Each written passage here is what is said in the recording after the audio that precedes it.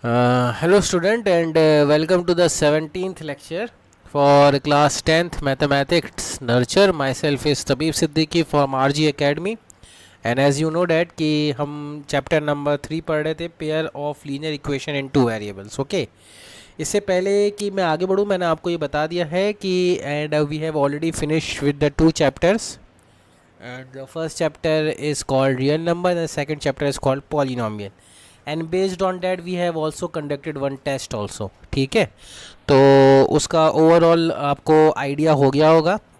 और उससे भी अच्छे हमने ये भी किया है कि उन दोनों चैप्टर की जो एनसीईआरटी की एक्सरसाइजेस थी वो भी कम्प्लीटली वीडियो लेक्चर्स के दौरान हमने सॉल्व करी है. एक एक क्वेश्चंस को हमने लिया था और उसको हमने सॉल्व किया था. और regarding the doubts related with those chapters हमने उसको जूम पे डिस्कस भी किए हैं. काफ़ी लोगों की जो स्टूडेंट्स की क्वेरीज थी वो हमने सॉर्ट आउट करी है. उसके अलावा पर्सनल जूम सेशंस भी हमने काफ़ी स्टूडेंट्स के लिए हैं और उसमें भी उन चैप्टर्स के रिलेटेड जो भी क्वेरीज थी वो हमने सॉर्ट आउट करी है. और इतना ही रिक्वायर्ड होता है, इससे ज़्यादा आपको दिमाग लगाने की ज़रूरत नहीं है कि इस चैप्टर रियल नंबर में और क्या सा क्वेश्चन बन सकते हैं और कितनी प्रैक्टिस रिक्वायर्ड है. अगर आपने इतना कुछ किया है, एनसीईआरटी की है, आपने अपने डाउट्स को क्लैरिफाई कर लिया है और आपके पास जो कंटेंट है यानी आरजी के नोट्स है आप उसको भी प्रैक्टिस कर रहे हो, तो that's again and again I am saying that is more than enough, है ना, for you to be practice. ठीक है, जो चैप्टर नंबर 3 है इट्स मोर और लेस इजी चैप्टर. अगर आप इसके ओवरऑल कंटेंट की बात करें तो लगभग ज़्यादातर चीज़ें हम पहले ही पढ़ के आ रहे हैं. यानी क्लास 7 क्लास 8 के अंदर इसका जो बेसिक वर्जन है वो हम देख के आए. Linear equation in one variable तो ऑलरेडी देखा हुआ है, टू वेरिएबल भी हमने देखा हुआ है, लेकिन अब मोर प्रिसाइज वे में या फिर आप देखेंगे क्रोनोलॉजिकल ऑर्डर के अंदर हम इस चैप्टर को समझेंगे. ठीक है, तो बेसिकली क्लास 10 के अंदर जो चैप्टर है it is not something new. बस यहाँ पे इसके अंदर कुछ रूल्स एंड रेगुलेशन को एक ऑर्डर के अंदर सीक्वेंस दे दिया है, बस इससे ज़्यादा कुछ नहीं है. ठीक है, linear equation in two variables. तो इस चैप्टर के अंदर आप नोटिस करेंगे जो हमने स्टार्ट किया था, बेसिकली हमने ये देखा था कि linear equation in two variables कहते कैसे हैं, जिसके अंदर दो वेरिएबल आ जाए, जिसका जनरल फॉर्म मैंने आपको बताया था कि it is nothing but a x plus B Y plus c is equals to 0. This is one of the linear equation in two variable. लेकिन जो हमारा चैप्टर का नाम है, जैसे अगर आपको याद होगा कि मैंने फर्स्ट 2 लेक्चर्स के अंदर जब इस कंसेप्ट को इंट्रोड्यूस किया था तो मैंने कहा था कि किसी भी single linear equation in two variable के इनफाइनाइट सॉल्यूशन हो सकते हैं, जिसको मैंने ग्राफिकली ड्रॉ करके ही बताया था. मैंने कहा था कि आप x की कोई भी वैल्यू रखिए, उसके कॉरस्पॉन्डिंग एक y आ जाएगा जैसे कि बॉक्स शेप के अंदर, और फिर आप x की वैल्यू चेंज करते चले जाइए तो आपको डिफरेंट वाइज मिलते चले जाएंगे. राइट, सो किसी भी लीनियर इक्वेशन सॉल्यूशन हो सकते हैं किसी single linear equation in two variables के. राइट, अब यहाँ पे आप नोटिस करें, उसको ग्राफिकली मैंने दिखाया था, स्ट्रेट लाइन बन रही थी और the points on that straight line each and every point is representing one solution. Okay, so there are infinite points on that particular straight line, that is why linear equation in two variable has got infinite solution. Okay, but now the class 10 chapter is dealing with equation pair of linear equation in two variable. so यहाँ पे अब दो linear equation को एक साथ study करना है. so the a1 b1 and the a1 b1 and c1. okay, and the दूसरी इक्वेशन थी वो a2x plus b2y plus c2y plus c2 sorry 0. अब ये दो पेयर ऑफ स्ट्रेट लाइन जो थी, sorry pair of linear equation in two variables है, तो इनको स्टडी करने का जो एक फॉर्मेट है वो हमने आप यहाँ पे देखने का कि वो कैसे आएगा. अब यहाँ पे नोटिस करिए कि मैंने आपको बताया था कि पेयर ऑफ लीनियर इक्वेशन जो होता है साइमल्टेनियसली कोई भी x की और कोई एक y की कोई ऐसी value, suppose x equals to x naught हो और y equals to y naught हो, यानी x नॉट और y नॉट इधर भी रखिए तो भी सेटिस्फाइड हो जाए, इधर भी रखिए तो भी सेटिस्फाइड हो जाए. तो ऐसी कोई यूनिक वैल्यू जो दोनों इक्वेशन को सेटिस्फाई कर रही हो, ऐसे केस में उसको सॉल्यूशन बोलेंगे, है ना. इंडिविजुअली तो इक्वेशन 1 के भी इनफिनाइट सॉल्यूशन है, इक्वेशन 2 के भी इनफिनाइट सॉल्यूशन है, इंडिविजुअली भी, है ना. लेकिन अगर अपन बोलें कि कोई यूनिक वैल्यू है जो दोनों को सेटिस्फाई कर रही हो, उसको अपन बोलते हैं यूनिक सॉल्यूशन. और इसके लिए मैंने आपको लास्ट क्लास में भी अच्छे से कंसेप्ट समझा दिया था. बेसिकली लाइन अगर इंटरसेक्ट करती हैं तो ये वो पॉइंट होता है जहाँ पे यूनिक सॉल्यूशन निकलता है, यानी ये वो पॉइंट है x नॉट और ये वो पॉइंट है y नॉट जो ये सेटिस्फाई कर रही होगी. राइट, उसके बाद अगर मान लो कि ये दोनों को सॉल्यूशन एग्जिस्ट नहीं कर रहा है, ठीक है, सॉल्यूशन एग्जिस्ट नहीं कर रहा तो कंफर्म है कि ये पैरेलल लाइन से, अदरवाइज अगर लाइन इंटरसेक्टिंग है, अगर लाइंस नॉन पैरेलल है तो कंफर्म वो इंटरसेक्टिंग भी होंगी. हो नहीं सकता है कि लाइंस आपकी नॉन पैरेलल हो और इंटरसेक्टिंग ना हो. ऐसा इसलिए कि मैंने आपको इसको भी समझाया था कि ज़रा सा भी आप लाइन को टिल्ट करें तो कहीं ना कहीं जाके तो इंटरसेक्ट करेगी. तो lines non parallel means lines are intersecting, lines parallel means lines are non intersecting. Non intersecting case में जाहिर सी बात है कोई सॉल्यूशन नहीं आएगा, तो ऐसे केसेस को हमने नो सॉल्यूशन बोला था। और अगर मैंने आपको याद हो तो अगर दोनों लाइन सेम हो जाए, यानी कोई मल्टीपल रेशो के टर्म्स पे लिखी हो, यानी a1/a2 b1/b2 और c1/c2 तीनों ही रेशो बराबर हो जाए, तो ऐसे केसेस को हमने बोला था कि ये इनफाइनाइट सॉल्यूशन का केस है। और लास्ट क्लास में मैंने आपको इसके ऊपर क्वेश्चंस भी कराए थे। I hope you remember those question कि हमने बताया था कि k की वैल्यू फाइंड करनी है, अगर ये यूनिक सॉल्यूशन है, नो सॉल्यूशन है। Such kind of question we have done in our last class. अच्छा, आज की क्लास में थोड़ा सा आगे बढ़ते हैं, यानी अगर चलो लास्ट क्लास का एक एग्जाम्पल ले ही लेते हैं, ताकि ये, क्योंकि यहाँ से क्वेश्चन बनते हैं स्टूडेंट, यहाँ से क्वेश्चन बनते हैं, है ना। आपको ये पता होना चाहिए कि बोर्ड एग्जाम में काफ़ी बार इसको इस तरह के क्वेश्चन को पूछा है। फॉर एग्जाम्पल अगर आपने क्वेश्चन ले, for what value of alpha the system of equation, for what value of alpha the system of equation given below.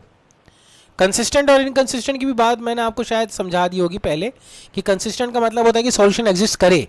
अब सॉल्यूशन एग्जिस्ट करे तो इसका मतलब यूनिक भी कर सकता है, इन्फिनाइट भी कर सकता है। तो दोनों ही केस, यानी इन्फिनाइट सॉल्यूशन और unique solution consistent system of equation को रिप्रेजेंट करता है। और अगर सॉल्यूशन एग्जिस्ट नहीं करता है तो ऐसे केसेस को अपन बोलते हैं यानी नो सॉल्यूशन, इनकंसिस्टेंट। ठीक है, तो given below will have no solution. तो ये क्वेश्चन है, विल हैव नो सॉल्यूशन। तो सिस्टम ऑफ इक्वेशन क्या है? पहला इक्वेशन है alpha x plus 3y is equals to alpha minus 3। Okay, और ये आ जाएगा 12x plus alpha y is equals to alpha. तो अगर ये system of equation no solution exist करता है तो इसका आंसर कैसे लिखेंगे? सिंपल है, a1/a2। a1 की वैल्यू कितनी आ जाएगी? अगर आप a1 की वैल्यू लिखोगे तो a1 की वैल्यू आ जाएगी आपके पास अल्फ़ा, p1 की वैल्यू आ जाएगी 3 और c1 की वैल्यू आ जाएगी अल्फ़ा माइनस 3 को आप LHS में लेके जाओ तो माइनस अल्फ़ा माइनस 3 आ जाएगी, राइट। इसी तरह a2 की वैल्यू आ जाएगी 12, b2 की वैल्यू आ जाएगी अल्फ़ा एंड c2 की वैल्यू आ जाएगी alpha minus alpha, sorry, right. Sorry. अब नाउ क्वेश्चन क्या है कि नो सॉल्यूशन एग्जिस्ट कराना चाहिए, तो a1/a2 is equals to b1/b2 must not be equals to c1/c2. So this implies that alpha upon 12 must be equals to 3 upon alpha, must not be equals to what? Must not be equals to, देखो ये minus minus cancel हो जाएगा, इसको divide करोगे तो alpha minus 3 upon alpha, right. So इन दोनों को मल्टीप्लाई करोगे तो यहाँ से तो अल्फा की value straightforward plus minus 6 आ जाएगी, ठीक है ना। यहाँ से alpha square is equal to 36, alpha square is equal to 12 into 3, that comes out to be 36। So alpha square is equal to 36 means alpha is equal to plus minus 6। अब यहाँ से आप नोटिस करोगे कि ये अल्फा यानी इन दोनों को जब आप इक्वेट करोगे ना, तो इन दोनों को इक्वेट करने से क्या होगा, डिनोमिनेटर वाला अल्फा तो कैंसिल हो जाएगा। सो ये बचेगा 3 must not equals to alpha minus 3, this implies alpha must not equals to 6। तो अल्फा 6 नहीं होना चाहिए, तो यहाँ से कौन सी वैल्यू रिजेक्ट कर देंगे अपन? अल्फा की वैल्यू 6 वाले रिजेक्ट कर देंगे। सो फाइनल आंसर अपना क्या आएगा? Alpha is equals to minus 6, right. So alpha की वैल्यू अगर माइनस 6 होगी तो ये system of equation no solution देगा, ठीक है।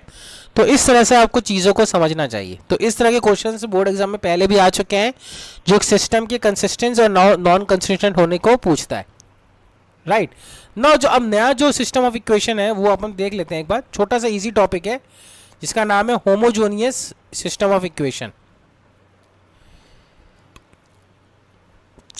होमोजेनियस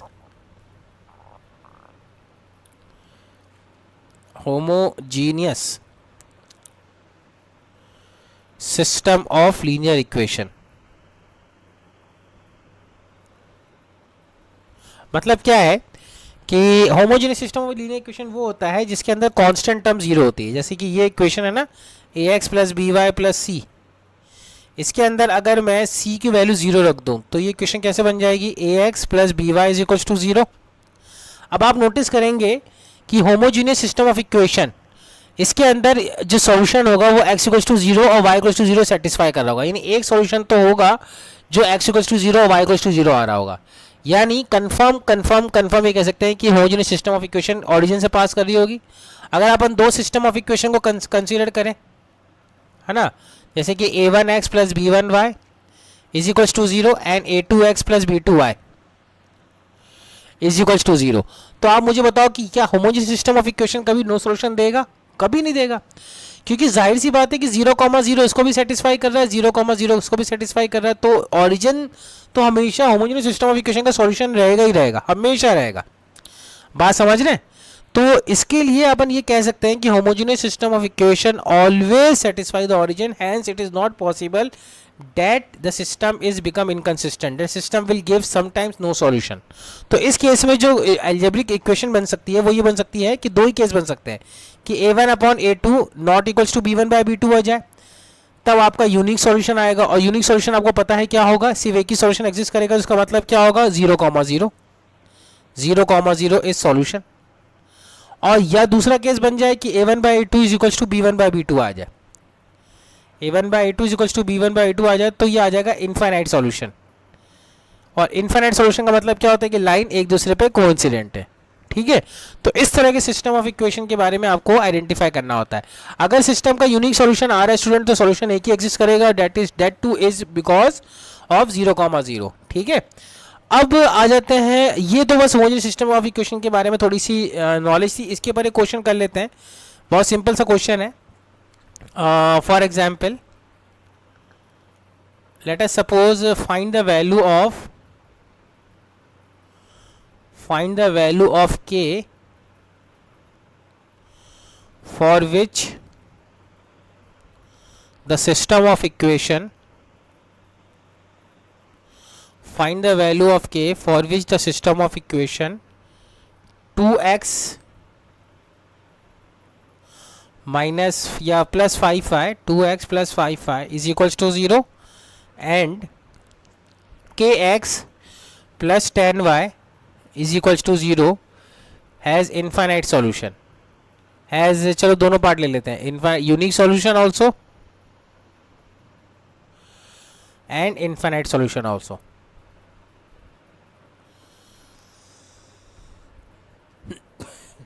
ठीक है, तो सॉल्यूशन देखते हैं। पहला पार्ट है यूनिक सॉल्यूशन, तो a1 बाई a2 यानी 2 upon k must not be equals to 5 upon 10, तो यहाँ से अपनी k की वैल्यू क्या आ जाएगी, k की value must not equals to 4, और the moment k equals to 4 होगा यानी 2 बाई के इज इक्वल्स टू 5 अपॉन 10, तो k की वैल्यू क्या आ जाएगी 4। इसका मतलब ये तो केस देगा यूनिक सॉल्यूशन, और अगर मैं आपसे बोल दूं कि यूनिक सॉल्यूशन है तो सॉल्यूशन क्या होगा 0,0। होमोजेनियस सिस्टम ऑफ इक्वेशन का सॉल्यूशन तो 0,0 कंफर्म होता ही है, और आ ही एक सॉल्यूशन रहा है जिसका मतलब वो 0,0 ही यूनिक सॉल्यूशन है, एक ही सॉल्यूशन है। और k की वैल्यू 4 रखते हैं तो इनफाइनाइट सॉल्यूशन हो जाएंगे, जिसमें से एक सॉल्यूशन 0/0 है। बात समझ रहे हैं? ये तो रही बात आपके सिस्टम ऑफ इक्वेशन के जो कंप्लीट डीलिंग थी कि how you are dealing with how to solve the question related with the no solution, unique solution और इनफाइनाइट सॉल्यूशन। अब बात करते हैं कि सॉल्यूशन को कैसे निकालें, है ना। ये तो हमने पता लगा ली कि कोई सिस्टम ऑफ इक्वेशन के सॉल्यूशन होते हैं या नहीं होते हैं। होते हैं तो यूनिक होता है, नहीं होते तो नो होता है, और अगर दोनों ही नहीं है तो इनफाइनाइट भी हो सकता है। लेकिन अगर आप लोग को ये पता चल जाए कि सॉल्यूशन एग्जिस्ट करता है यानी यूनिक सॉल्यूशन एग्जिस्ट करता है, तो how to find the solution of system of equation, that is known as evaluating the solution of equation. Evaluating the solution. अब इसके 3 मेथड है। फर्स्ट मेथड कहलाता है ग्राफिकल मेथड, ये भी आपके बोर्ड एग्जाम में आ सकता है ये वाला मेथड। सेकंड मेथड कहलाता है आपका substitution method. Actually graphical method is not और मोर और less is something different from the algebraic solution, ठीक है ना। तो इसको अपन इस मेथड के अंदर अगर काउंट कर रहे हैं तो टोटल 4 वेज हो जाएंगे। ग्राफिकल मेथड क्या होता है कि थोड़ा सा कोऑर्डिनेट ज्योमेट्री से लिंक्ड हो जाता है, तो इसलिए अपन इस मेथड को एल्जेब्रिक सॉल्यूशन नहीं बोलेंगे। लेकिन अगर एल्जेब्रिक वे में सॉल्यूशन निकालना है तो 3 है, substitution, elimination and cross multiplication. So ये जो 3 मेथड मैंने लास्ट में लिखे हैं, substitution, cross elimination and cross multiplication, ये तीन method algebraic method of solving the linear equation in two variables हैं। लेकिन ग्राफिकल मेथड इज मोर और less it is related with the coordinate geometry, जो अभी तक अपन पढ़ के आ रहे हैं उससे भी रिलेट करता है। ग्राफिकल मेथड क्या होता है, अगर कोई सिस्टम ऑफ कोई सिस्टम ऑफ इक्वेशन का सॉल्यूशन एग्जिस्ट करता है, यूनिक सॉल्यूशन एग्जिस्ट करता है, तो उसका मतलब लाइंस जो अगर आप उसके दोनों की लाइंस अगर आप बनाओगे तो वो इंटरसेक्टिंग लाइंस रहेंगी, राइट। अगर इंटरसेक्टिंग लाइन जिस पॉइंट पे इंटरसेक्ट कर रही है वही आपका सॉल्यूशन हो जाएगा, वही आपका सॉल्यूशन हो जाएगा स्टूडेंट, राइट। सो इसी बेस को, इसी कंसेप्ट को समझते हुए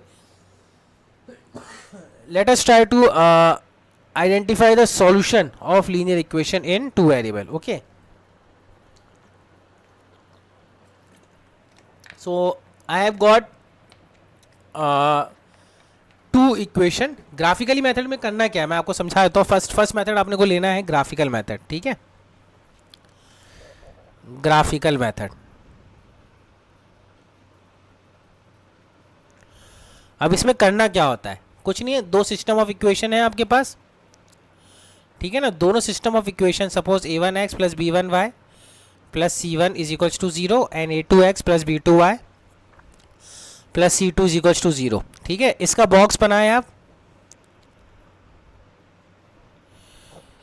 x और y और दो वैल्यूज लिख लें, क्योंकि दो पॉइंट मिल जाएंगे आपको, तो उन दो पॉइंट से आपको एक लाइन मिल जाएगी, ठीक है ना। इसकी लाइन बना लें और इसी तरह इसका बॉक्स बनाएं आप, और इसके लिए भी दो वैल्यूज आप निकाल लें x और y की। अब आपको जैसी दो वैल्यूज मिल जाएंगे ना तो आपको एक ग्राफ मिल जाएगा, यानी इसकी इक्वेशन के एक लाइन बना लो, सपोज ये इसकी इक्वेशन की लाइन ये आएगी, तो ये जो पॉइंट ऑफ इंटरसेक्शन है ये आपको सॉल्यूशन दे देगा, इसके कॉरस्पॉन्डिंगली आप मेजर कर लो। फॉर एग्जाम्पल चलो let us suppose we solve one equation, simple equation, solve x plus y is equals to 4 and x minus y is equals to 1 graphically. चलो इसको अपन ले लेते हैं, सपोज करो 2 ले लेते हैं, है ना, लास्ट वाली x minus y is equals to 2। So इसको आपको सॉल्व करना है ग्राफिकली, ठीक है। तो कैसे करेंगे, सो आई थिंक इसको सॉल्व करने के लिए सबसे पहले इसके सॉल्यूशन के अंदर अपने को इसका बॉक्स बनाना पड़ेगा, ठीक है। तो सबसे पहले अपन x प्लस वाई, वैसे तो आप नोटिस करोगे तो a1 by a2 is not equals to b1 by b2 आ रहा है, तो यूनिक सॉल्यूशन तो एग्जिस्ट कर रहा है कंफर्म, ठीक है। तो x plus y is equals to 4 को आप सॉल्व करें graphically, so y can be written as 4 minus x. तो इसका बॉक्स बना लेते हैं अपन, सिंपल बॉक्स बनेगा इसका,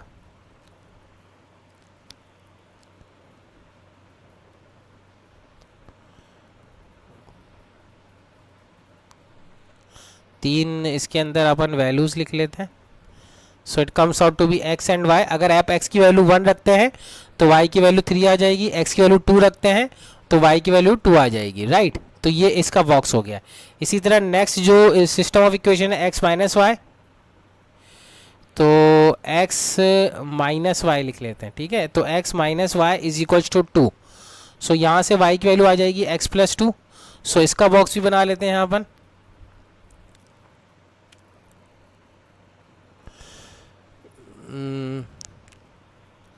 सो इसके अंदर भी दो बॉक्स ले लेते हैं,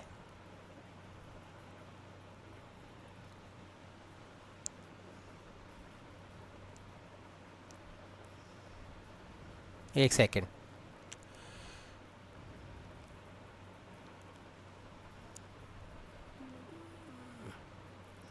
तो x और y की वैल्यू लिख देते हैं।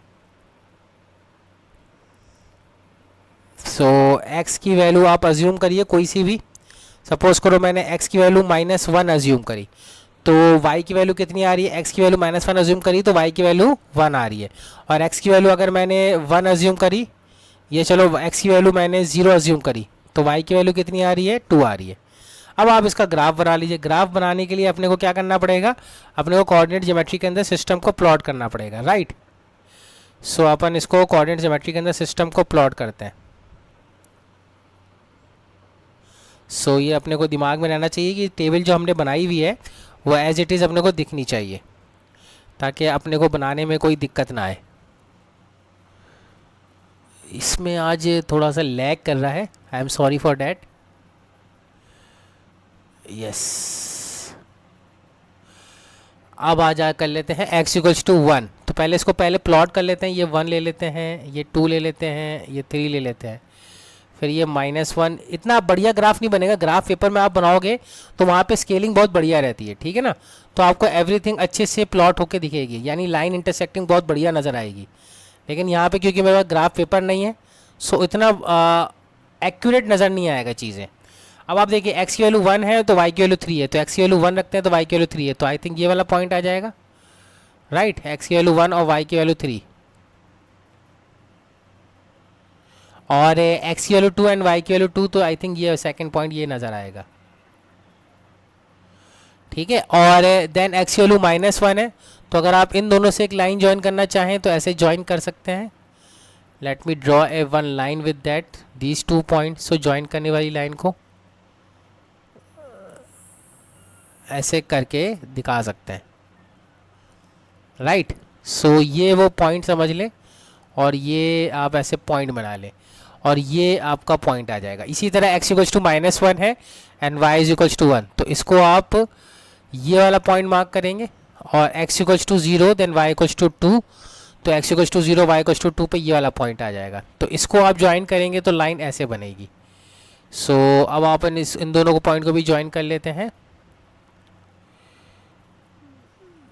So I think it comes out to be like this, और ये पॉइंट जो मैंने बनाया है ये इस लाइन पे लाई करना चाहिए, राइट। सो आई थिंक ये ऐसे लाई कर रहा होगा, ये वो पॉइंट ऑफ इंटरसेक्शन है। So this is known as, this coordinate is known as 1,3, यानी x is equals to 1 and y is equals to 3 is the solution of this system of equation. अब जो लाइन ऑफ इंटरसेक्टिंग आ रही है, अब आप यहाँ पे पुट करके देख लीजिए, x इक्वल्स टू 1 और y इक्वल्स टू 3 दोनों इक्वेशन को सेटिस्फाई कर रहा होगा। x इक्वल्स टू 1 यहाँ पुट करें और y इक्वल्स टू 3 पुट करें, तो 1 + 3 कितना आ रहा है, 4 आ रहा है। और x इक्वल्स टू 1 और y is equals to 3, I think यहाँ पुट करें तो कितना आ रहा है, I think the correct we have just missed out, x equals to 1 and y equals to 3, the other way round, the solution is other way round, yes, I think हमने इसको solution को गलत बनाया, x equals to 3 and y is equals to 1 आएगा solution. I am really sorry for that, यहाँ पे ये satisfy नहीं कर रहा है, तो ग्राफ में कुछ मिस्टेक है I think so. So graph हमें वापस से बनाना पड़ेगा। ग्राफ पेपर के अंदर आप बनाएंगे ना तो ये पूरा एग्जैक्टली आपको नज़र आएगा। सो मे बी यहाँ पे हमें इसको, ये जो पॉइंट है ये ऐसे ना होके कहीं और इंटरसेक्ट कर रहा होगा, राइट, जैसे कि इस टाइप में इंटरसेक्ट कर रहा होगा मे बी, ठीक है ना। तो आप जब इसको ग्राफ पेपर में बनाएंगे तो ये आपको पॉइंट ज़्यादा अच्छे से नज़र आएगा, यानी x equals to 3 and y equals to 1 ये पॉइंट नज़र आएगा, यानी ये कॉमन सॉल्यूशन ये आएगा x equals to 3 and y equals to 1, तो दोनों को सेटिस्फाई कर रहा होगा। तो इस तरह से सॉल्यूशन बनेगा इसके अंदर। तो एक सेकेंड अपन इसको ग्राफ के अंदर वापस से एक बार इसका ड्रॉ करने की कोशिश करते हैं। होपफुली आपको मैं ग्राफ ठीक से बना पाऊँ इस बार, क्योंकि ग्राफ पेपर के अंदर स्केलिंग बहुत इंपॉर्टेंट होती है। अगर स्केलिंग आपकी अच्छी नहीं है तो स्ट्रेट लाइन जो है वो ऊपर नीचे हो ही जाएगी, ठीक है। तो स्केलिंग का ध्यान रखिएगा, आप ग्राफ पेपर में इसको बना के देखिएगा तो ज़्यादा अच्छा लगेगा। तो हमारे पास जो सॉल्यूशन था ये था कि तो 1 और ये 2 और ये 3, मैंने काफ़ी ज़्यादा बड़ा बड़ा ले लिया है इस बार, और x इक्वल्स टू 1 पे y की वैल्यू 3 आ रही थी, तो ये 1 ले लेते हैं, ये 2 ले लेते हैं, ये 3 ले लेते हैं।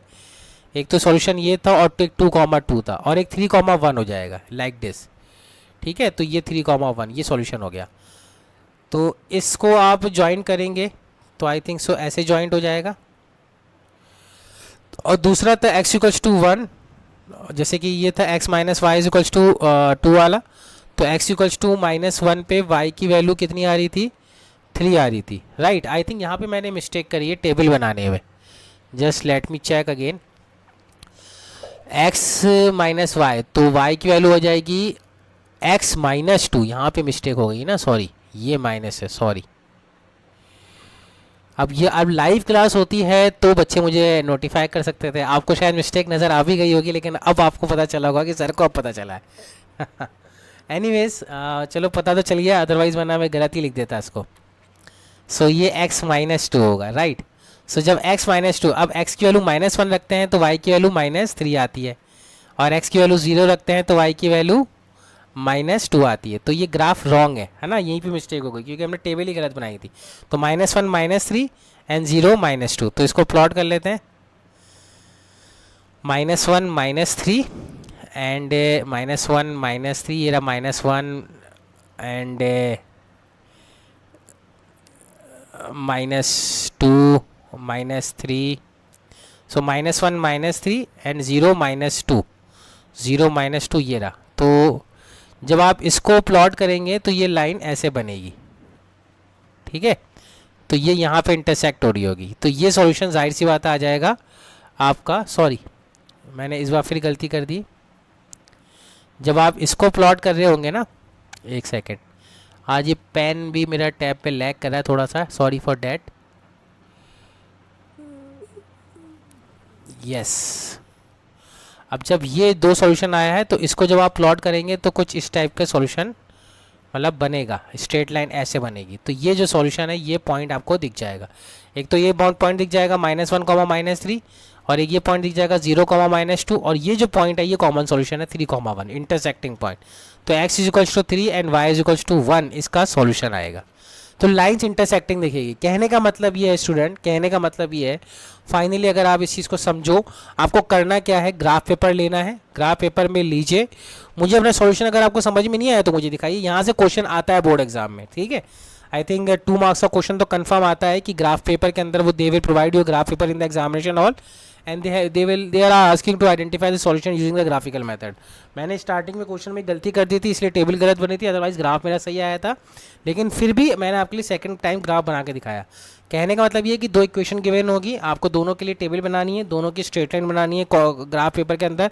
अगर वो इंटरसेक्ट कर रही हैं किसी पॉइंट पे तो डेफिनेट है कि उसका सॉल्यूशन एग्जिस्ट करेगा। वो इंटरसेक्टिंग पॉइंट के कोऑर्डिनेट निकालने हैं आपको, मार्क माय वर्ड, वो इंटरसेक्टिंग पॉइंट के कोऑर्डिनेट निकालने हैं आपको, उसके बाद आपका सॉल्यूशन वही होगा, ठीक है। और अगर मान लो इंटरसेक्ट नहीं कर रही हैं, ये कैसे इंश्योर होगा कि इंटरसेक्ट नहीं कर रही हैं, ये ऐसे इंश्योर होगा कि a1/a2 b1/b2 is not equal to c1/c2 आ रहा होगा, यानी लाइंस पैरेलल आ रही होंगी। So the moment the lines parallel आ रही होंगी इसका मतलब क्या है कि सॉल्यूशन एक्सिस्ट नहीं करता है, ठीक है ना। ग्राफ को देख के नहीं पता लगा सकते कि वो इंटरसेक्ट करेगी कि नहीं करेगी, क्योंकि आपका स्केलिंग कितनी बढ़िया है, आपने कोई मिस्टेक तो नहीं करी है, वो सारी चीज़ें डिपेंडेंट करती हैं। अगर आपने बढ़िया से स्केलिंग रखी हुई है ग्राफ पेपर के अंदर और बढ़िया से आपने कोई भी टेबल बनाने में कोई गलती नहीं करी जैसे मैंने करी थी, तो आपका ग्राफ पेपर के अंदर अच्छा सा पैरेलल लाइन बन के दिखिए नज़र आएगी आपको, कभी भी लाइन इंटरसेक्ट नहीं करेंगी, ठीक है ना। Now moving to the algebraic method, how to find the solution of a system of linear equation algebraically. तो वो जो पहला मेथड है, हम पहला मेथड आज पढ़ेंगे सब्स्टिट्यूशन मेथड, बस, ठीक है ना। बस आज की क्लास में इतना ही पढ़ेंगे, सब्स्टिट्यूशन मेथड। तो सेक्शन रिव्यू 1.4 तक आप कर सकते हो, ठीक है ना, आज की क्लास के बाद। सब्स्टिट्यूशन मेथड क्या होता है, जैसे कि एक इक्वेशन है आपके पास a1x plus b1y plus c1 is equals to 0 and a2x plus b2y plus c2 is equals to 0, ठीक है। तो सब्स्टिट्यूशन का मतलब होता है कि किसी एक इक्वेशन से कोई वेरिएबल को इक्वेट करो और उसकी वैल्यू दूसरे इक्वेशन में डाल दो। सॉरी, मैंने क्या कहा, कोई भी एक इक्वेशन आप सेलेक्ट करो, जैसे कि फर्स्ट इक्वेशन सेलेक्ट कर लो या सेकंड इक्वेशन सेलेक्ट कर लो, उसमें कोई भी एक वेरिएबल की वैल्यू निकाल लो दूसरे वेरिएबल के टर्म्स में, है ना। फॉर एग्जांपल मैं यहाँ से y की वैल्यू निकाल लेता हूँ, इक्वेशन नंबर 1 से मैं y की वैल्यू निकाल लेता हूँ। तो b1y is equals to -c1 -a1x आएगा और y की वैल्यू आ जाएगी -c1 -a1x अपॉन b1, ठीक है। अब ये जो वैल्यू अगर मैंने इक्वेशन 1 से निकाली है तो मैं इक्वेशन 2 में y की वैल्यू सब्स्टिट्यूट करूंगा, इक्वेशन 1 में नहीं, इक्वेशन 2 में। तो let us suppose I have substituted here the value of y in equation number 2, so a2x plus b2, y की वैल्यू कितनी है -c1 -a1x upon b1 times plus c2 is equals to 0, ठीक है। अब यहाँ से आप x को कलेक्ट कर लो तो b1 आपका एलसीएम आ जाएगा, सो ये b1 a2 टाइम्स x आ जाएगा, माइनस b2 c1 आ जाएगा, माइनस b2 a1x आ जाएगा एंड प्लस c2 b1 आ जाएगा is equals to 0। b1 equate हो गया 0 के ना, एलसीएम लेके क्रॉस मल्टीप्लाई कर दिया। तो यहाँ से x की वैल्यू जब कॉमन निकालेंगे तो आएगा b1 a2 minus b2 a1 is equals to, आप RHS में ले जाए कांस्टेंट टर्म को, तो b2 c1 minus c2 b1। तो यहाँ से x की वैल्यू देखो आपकी वैल्यू आ जाएगी b2 c1 minus C2B1 divided by B1A2 minus B2A1। This method is known as method of substitution. देखो यहाँ से x की वैल्यू आ गई, आपको x निकल जाएगा, तो फाइनली आप ये x को उठा के यहाँ से जो x निकलेगा इस x को उठा के वापस से y में रख देना, तो यहाँ पे आपको y भी निकल जाएगा। तो इस तरह से अपने को सॉल्यूशन निकालना आना चाहिए। मेथड ऑफ सब्सटीट्यूशन में क्या होता है, मेथड ऑफ सब्सटीट्यूशन में स्टूडेंट ये होता है कि आप एक जगह से एक वेरिएबल की वैल्यू दूसरे वैल्यू में कैलकुलेट करते हैं और दूसरी इक्वेशन में उसको उठा के सब्सटीट्यूट कर देते हैं। ओके, इसी तरह आप नोटिस करें कि let us try to solve the previous question only by substitution method. कि आपके पास इक्वेशन है x plus y is equals to 4 और x minus y is equals to 2। तो मैं यहाँ से ऐसा करता हूँ कि x की वैल्यू निकाल लेता हूँ। x की वैल्यू कितनी आती है, 4 माइनस वाई। अब ये 4 माइनस वाई यानी x की वैल्यू यहाँ पे सब्सटीट्यूट कर देता हूँ। तो इस x के नीचे मैं क्या लिख दूंगा, 4 माइनस वाई, ये तो y को एज इट इज़ लिखा हुआ है, minus y is equals to 2। तो ये हो जाएगा 4 minus 2y is equals to 2। So that comes out to be 2y is equals to 4 minus 2 and that is equals to y is equals to 1। 2y equals to 2 तो y equals to 1। अब y की value 1 यहाँ पे वापस से substitute करो, तो y की वैल्यू यहाँ सब्स्टिट्यूट करी तो 4 माइनस वाई कितना आ जाएगा, 3 आ जाएगा। सो आंसर कितना आ जाएगा, 3,1। यानी x की वैल्यू तो 3 आ गई है, y की वैल्यू 1 आ गई है। यही आंसर अपना ग्राफिकली भी आ रहा था। So this method is known as the method of substitution. Very simple method है और यही ज़्यादातर मेथड यूज़ करते हैं स्टूडेंट अपने क्वेश्चन को सॉल्व करने के लिए। ठीक है ना, चलो एक और क्वेश्चन कर लेते हैं इसके सब्सटीट्यूशन के मेथड के लिए। फॉर एग्जाम्पल आपके पास इक्वेशन है x plus 3y is equals to 5 और एक है 2x minus y is equals to 5। तो अगर यहाँ से अपन इस इक्वेशन से यहाँ पे y की वैल्यू इक्वेट करें तो y की वैल्यू कितनी आ जाएगी, 2x माइनस 5, है ना। y को RHS में ले जाओ और 5 को LHS में ले जाओ तो 2x माइनस 5 आ जाएगी y की वैल्यू। अब ये y की वैल्यू उठा के आप सेकंड फर्स्ट इक्वेशन में पुट कर दीजिए। ठीक है ना, तो let us try to put in this particular equation x plus 3y, y के लिए यहाँ पे पुट करिए 2x minus 5 is equals to 5। ठीक है, अब आप इसको सॉल्व कर लीजिए तो ये हो जाएगा x plus 3 2 6x minus 15 is equals to 5। x plus 6x कितना होता है, 7x। 7x is equals to 15 plus 5 कितना होता है, 20। ठीक है, तो x की वैल्यू यहाँ से कितनी आ जाएगी, x की वैल्यू आ जाएगी 20/7। जो भी आपकी x की वैल्यू आई है वापस से इक्वेशन में पुट कर दिए या किसी भी इक्वेशन में पुट कर दिए चलेगा। ठीक है ना, तो x is equals to 2 times 20/7 minus 5 and then y is equals to 40 minus 7 5 35/7। तो y की वैल्यू यहाँ से आ जाएगी 5/7। सो ये आपके आंसर आ जाएंगे। x की वैल्यू 20/7 आ जाएगी और y की वैल्यू आपकी 5/7 आ जाएगी। ठीक है, एक और लास्ट क्वेश्चन कर लेते हैं इसी सब्सटीट्यूशन का, तो आपको और क्लियरिटी आ जाएगी। यानी एक जगह से वैल्यू इक्वेट करनी है, दूसरी जगह आपको पुट करनी है। फॉर एग्जांपल आपकी दो वेरिएबल ले लेते हैं, s minus t is equals to 3 और एक ले लेते हैं s/2 प्लस t/2। ये चलो s/3 ले लेते हैं, s/3 plus t/2 is equals to 6। तो सॉल्यूशन निकालते हैं, तो s की वैल्यू यहाँ से इक्वेट करें तो s की वैल्यू कितनी आ जाएगी, t प्लस 3। ये s की वैल्यू उठा के यहाँ पे रख दीजिए। ठीक है, सेकेंड इक्वेशन में तो यहाँ पे हमने रखी t plus 3/3 plus t/2 is equals to 6। ठीक है, एलसीएम ले लीजिए, 6 एलसीएम आ जाएगा तो ये हो जाएगा 2t प्लस 6। ठीक है ना, 2 क्रॉस मल्टीप्लाई हुआ और 3 इधर क्रॉस मल्टीप्लाई हुआ तो 3t और ये 3 2 6 6 6 36 हो जाएगा। राइट, एलसीएम लिया ना, 6 इंटू 6 क्रॉस मल्टीप्लाई हुआ, 2t प्लस 3t कितना होता है 5t और 36 माइनस 6 कितना होता है 30। तो t की वैल्यू यहाँ से आ जाएगी 6। ठीक है, t की वैल्यू यहाँ से 6 आ गई। t की वैल्यू यहाँ पे 6 उठा के रखिए, x is equals to 6 plus 3। तो s की वैल्यू यहाँ से 9 आ जाएगी। तो s की वैल्यू 9 आ रही है, t की वैल्यू 6 आ रही है। इस तरह से अपना सब्सटीट्यूशन वाला मेथड सॉल्व हो जाएगा।